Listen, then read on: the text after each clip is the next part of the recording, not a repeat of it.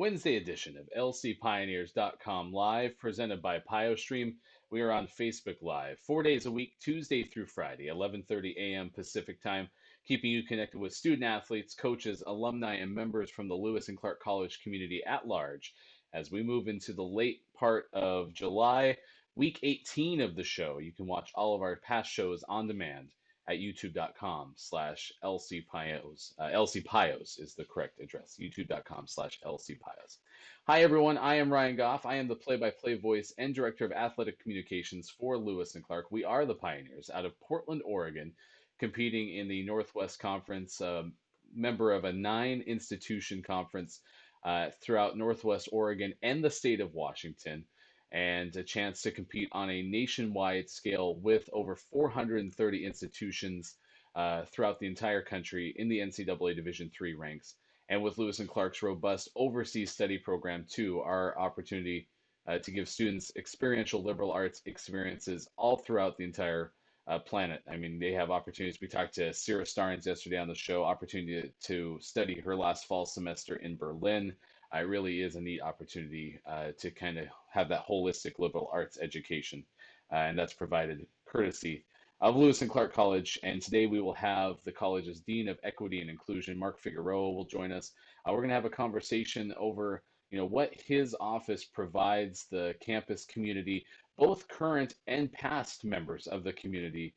Some of the people who are working inside his office, and as we continue our conversations about systemic racism, social justice, some of the things that he wants to make sure that he shares about equity inclusion's role and all of our roles as members of the Lewis and Clark College community, how we can help. Certainly excited about this conversation today. And if you have anything that you want to ask, feel free to do so in the comments below. You can also always email us sports@lclark.edu for not only today, but also future guests that you may want to see on the show. We certainly would like that feedback as well. And then you can connect with us on other social media platforms, including Twitter and Instagram. We're available on both at LC Pioneers. That is how you can find us as well. As I mentioned, all of our shows available on demand to watch via YouTube. All of our past shows tomorrow and Friday. We are planning to have some re-airs of shows that we have done with Lewis and Clark men's cross country and baseball. But you can watch those on demand at any time, going to YouTube and checking those out as well. And we're continuing to announce, even though it's getting later into the summer, a lot of our incoming student athletes for different Lewis and Clark intercollegiate teams. Most recently on lcpioneers.com, you can read about our incoming Lewis and Clark football student athletes, as head coach Jay Losi, who will be on our program next week, has announced that there will be 19 incoming student athletes for this upcoming 2020-21 academic year. Also, congratulations to Lewis and Clark's women's track and field team for earning a USTF CCCA all academic team recognition. You can read about that right now at lcpioneers.com. And so with that said, let's bring in our guest for today. Again, the Dean of Equity and Inclusion at Lewis and Clark. We're proud to welcome in Mark Figueroa to the program. Mark, appreciate taking the time to join us on this Wednesday. And what part of the program has been the focus of introducing people from throughout the Lewis and Clark College community to people who you may have never seen on an athletics platform. That's not necessarily your case, right? But kind of describe your journey to Lewis and Clark and your history with the college for us, please. Sure. Thanks again for the invitation. Shout out to everybody out there. Hope everybody's doing well and is being as safe and careful as possible. So I came to Lewis and Clark in November of 2011. I'm a born and raised Southern California kid, so the idea of coming to the Pacific Northwest, where I didn't know anybody, my family didn't have any real connections, is a bit of a scary journey. I think a lot very similar to some of our students who make that decision to venture up here. You really may not know what to expect. I had done my homework about Portland, about Oregon, so I knew the sort of environment and the history of the place that I was coming into, but nonetheless was presented with an opportunity to help move Lewis and Clark to the sort of next level, as people like to call it. And so I got here, I was recruited as Director of Institutional Research. And, as with all small colleges, people start to find out that you have interests and abilities and you start to get asked to take on other things. And so moved sort of from Director of Institutional Research to Associate Provost. And then most recently, Associate Vice President for Institutional Research and Planning, and as of last summer, also Dean of Equity and Inclusion. Also been blessed to have the opportunity to teach at Lewis and Clark at the graduate school, and was part of founding our Student Affairs Administration program that is now in the able and great hands of our new faculty that we've hired.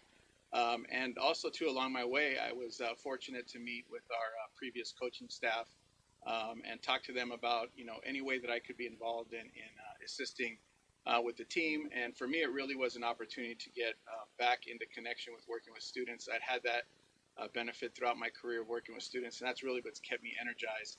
And I was feeling like I was missing that. And so this opportunity presented itself to become part of the coaching staff in 2012.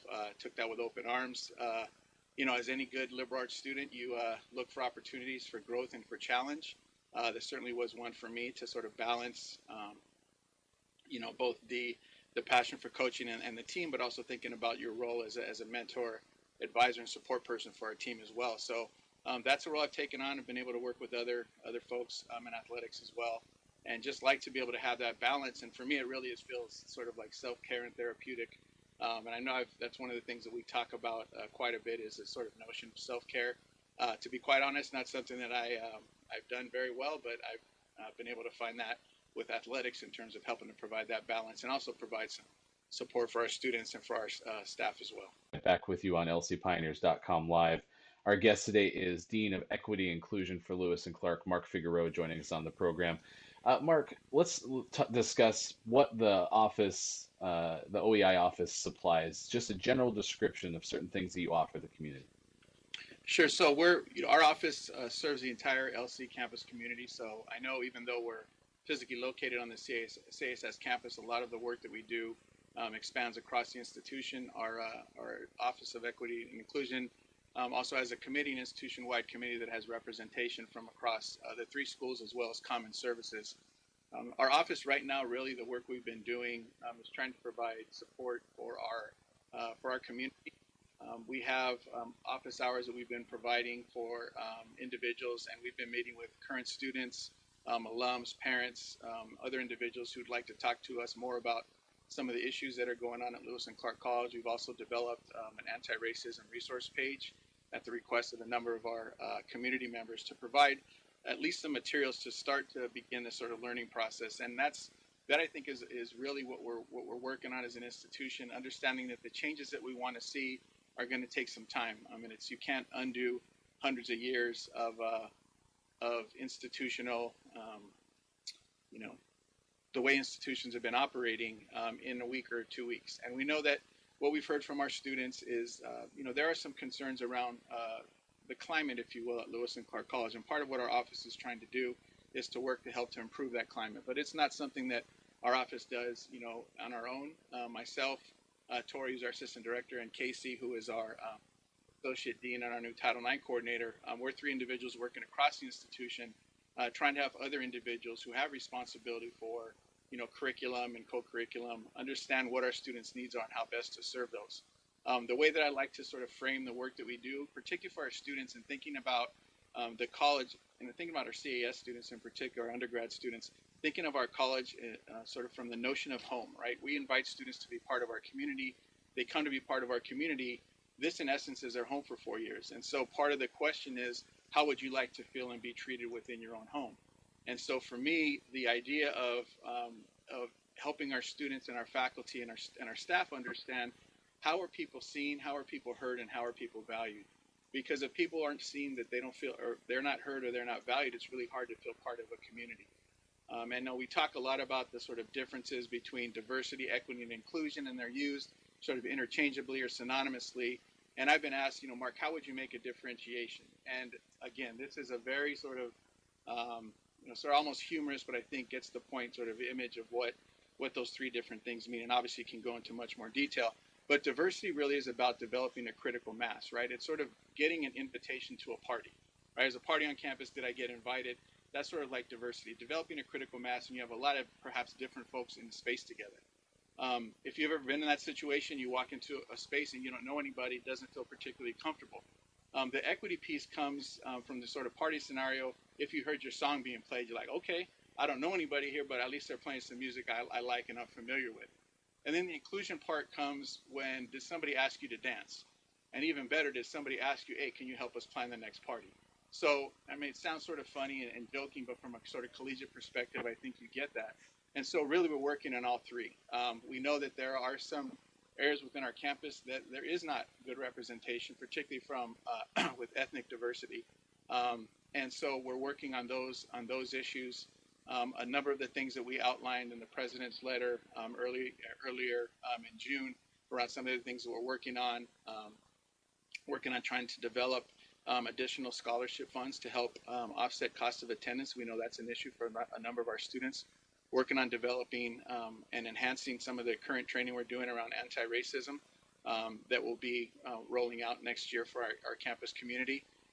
Also working on developing partnerships across the three schools and with other local organizations. And so 2 examples of that. Right now, we've just started working with the graduate school because we know we have a lot of faculty members, a lot of administrators, a lot of counselors within the Metro K-12 Portland system, both Portland Public Schools, out to Hillsborough, Beaverton, and all over Metro Portland.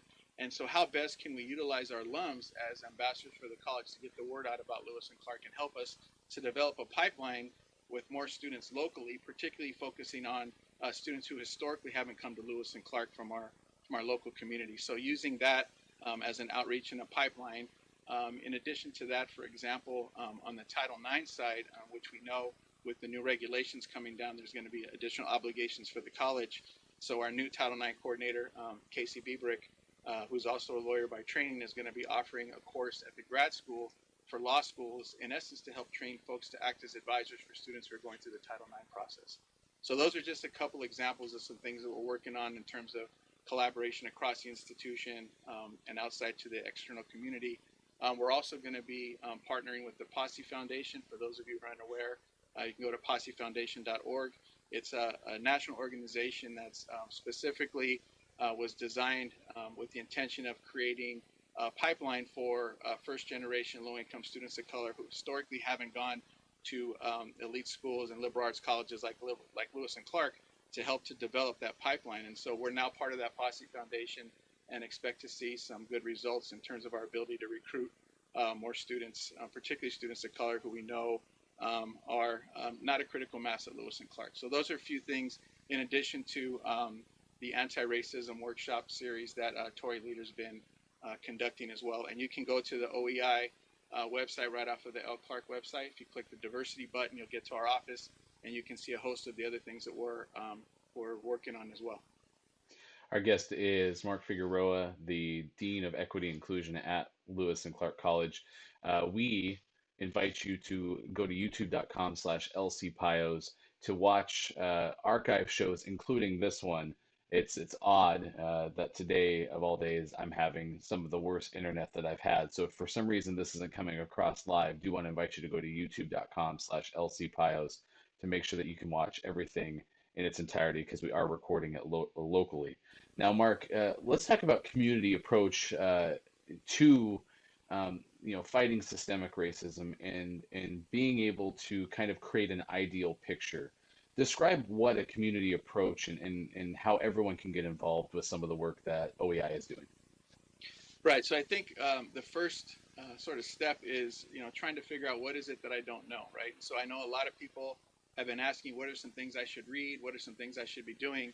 Again, there's no sort of recipe or formula for this, but it is really creating those opportunities for yourself to be reflective, to start thinking about, where and how have your belief systems and your sort of judgments, where do those come from? All of us inherently have bias. All of us inherently are discriminatory. And a lot of those things are based on your upbringing, based on your experience, but really trying to sort of unpack that and understand where does this come from. This is a difficult scenario, particularly around the conversation of race, because it's one of those things in this country that we've been told not to talk about, right? One of the courses that I teach at the grad school, I tell students, I said, we're going to talk about this issue because we don't. And because we don't, and because we've been uncomfortable with it, we see, unfortunately, or fortunately, depending on your assessment of the situation, people saying it's now time we need to talk about it. And this is not something that can become episodic. And I think that is also part of the challenge is these sorts of things when they come up, people deal with them in the moment and then somehow they sort of forget them and just pretend things are okay. I think we're seeing something very different now because you're not only having communities of color who are saying, we're fed up and we're tired and you all need to listen, but now we have other folks who are stepping up. And again, a whole lot to talk about with respect to that and who's involved and who's representative. But I think nonetheless, as a community, if we're going to say that this is something that we care about, these are issues that are important to us, and we want to create an institution that mirrors what we want, perhaps society to look like, then we all have work to do, right? And part of that is reading, part of that is reflection, and then the other tougher part is dialogue, right? And learning how to engage in this difficult dialogue and critical discourse. And what I would offer is that, for our students, they're looking for what does that behavior look like and how do you model that? So part of that is our responsibility as a staff and faculty at the institution to show students how to engage in that. And for some of us, that's also going to be a challenge because, particularly around issues where there's, deep personal sort of, histories and particular sort of ways that you were brought up in the way that you sort of have formulated your thoughts about other people, about, other ideas, it makes it difficult because we tend to want to speak so that you can respond rather than listening and hearing to figure out where are you coming from and how do we sort of get to a common ground. Because I have folks that I absolutely disagree with in terms of how we approach things, but our sort of end result is very similar. And so part of that is learning how do I listen to you? How do I understand where you're coming from? And doing so in a way that is respectful and is centering the folks who've historically been disenfranchised rather than the dominant group. And that is a challenge also to change your perspective around, looking from dominant group perspective to the perspective of others who also have very important things that need to be said that maybe haven't been heard. So that's part of our challenge is doing something that we, traditionally in this culture don't do. I mean, I'll speak, personal experience. I have, some friend groups where we know this is something that, historically we've decided not to talk about because, it can become argumentative. But we've also said, but if we don't talk about this, how can we get any better? So it is a challenge. I don't want to make it sound as if it's easy, but if you're doing it collectively with folks where you can develop a sense of trust, then I think we can see some progress. But again, it's going to take work. And again, the challenge that we have is now we may have to do part of this both online, virtually and in person. And so this work is tough in person, but it may be even more challenging to do it virtually, but also perhaps an opportunity to be more expansive in our conversation. So work in progress, I'll say.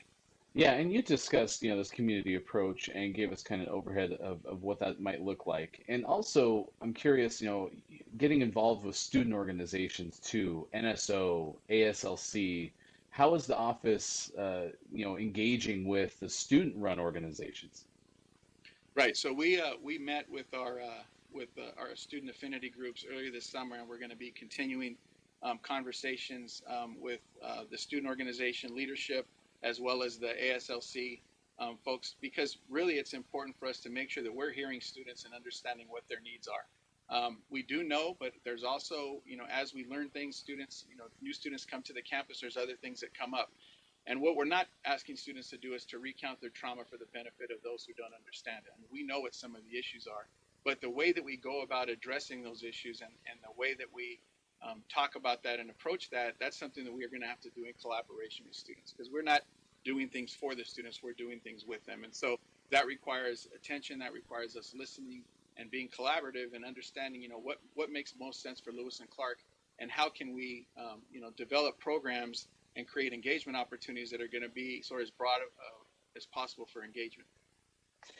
Mark Figueroa, Dean of Equity Inclusion, thanks for taking some time with us to discuss these topics. Definitely plan to have you back in the near future, and certainly look forward to talking to you further. All right, thanks a lot. I appreciate it. That's Mark Figueroa, Dean of Equity Inclusion at Lewis and Clark, joining us on lcpioneers.com live. Again, if the show had connectivity issues, because I definitely am seeing them on the heart monitor, if you will, on my end, we invite you to go to youtube.com/lcpios.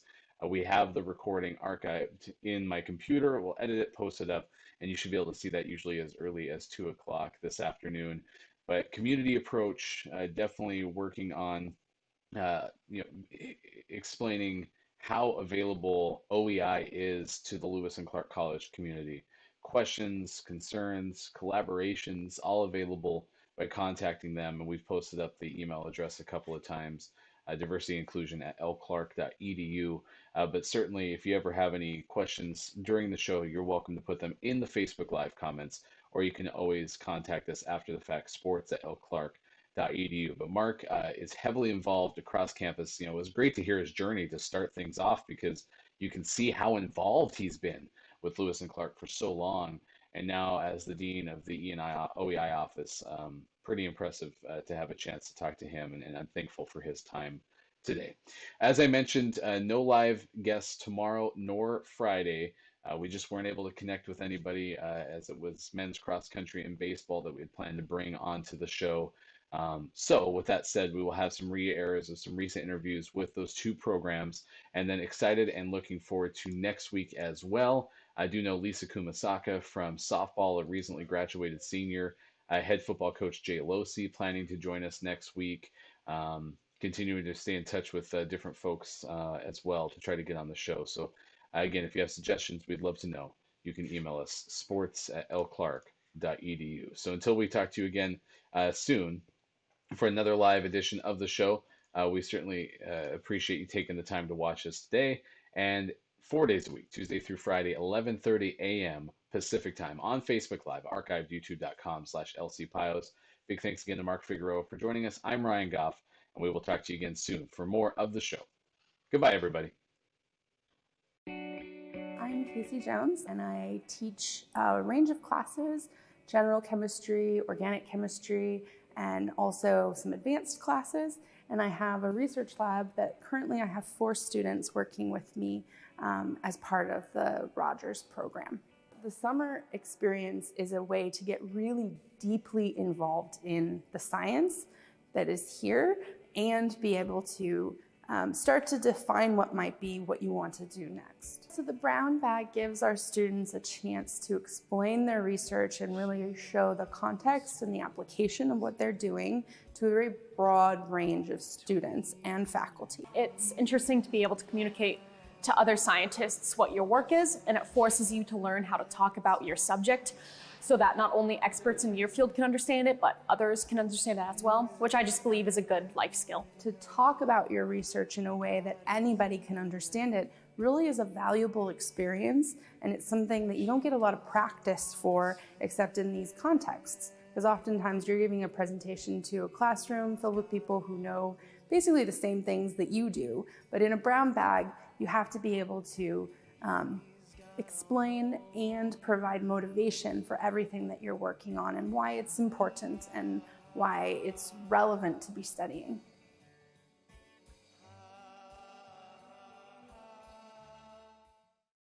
Hi, I'm Nick Lombardi. Something I've learned at Winterim this year is how to communicate a vision. My biggest takeaway from Winterim is probably the networking. Getting to talk to everybody, connect with people for the future is one of the most valuable things, and I did Winterim last year, came back for more this year. I think a way in which my liberal arts education has really helped me and my group formulate our ideas is that concept of critical thinking and having many different backgrounds. Me being an econ major and my 2 group mates being chemistry majors, we really get that well-rounded background, well-rounded ideas. I think overall it's absolutely worth doing.